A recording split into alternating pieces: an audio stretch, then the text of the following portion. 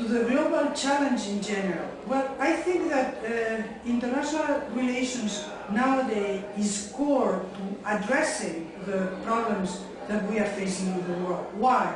Because you cannot solve any of these problems in national terms, within the boundaries of the frontiers. By the way, the frontiers that are completely porous, that are not what they used to be, high walls behind which the population will stand. So, because the world has changed, international relations is always at the core of the solution to any of the problems that we are facing.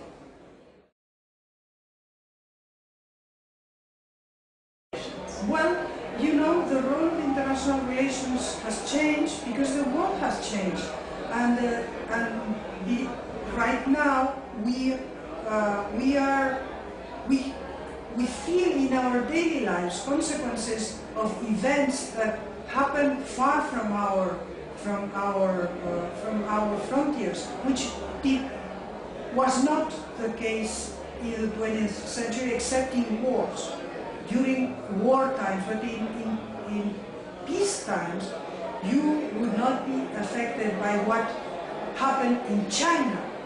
In 1950, in your daily life, what happened in China had very little impact. Today, what happened in China, what happens in Nigeria, what happens in Lebanon, has a direct impact in our lives. Therefore, international relations has become the first domestic policy, the first domestic concern. People today discuss the American elections or discuss the Olympic Games in a way that they would not have discussed in the 20th century.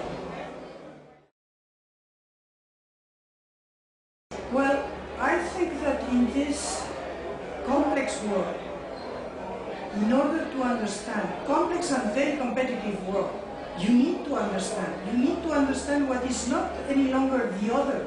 It's another you, another us.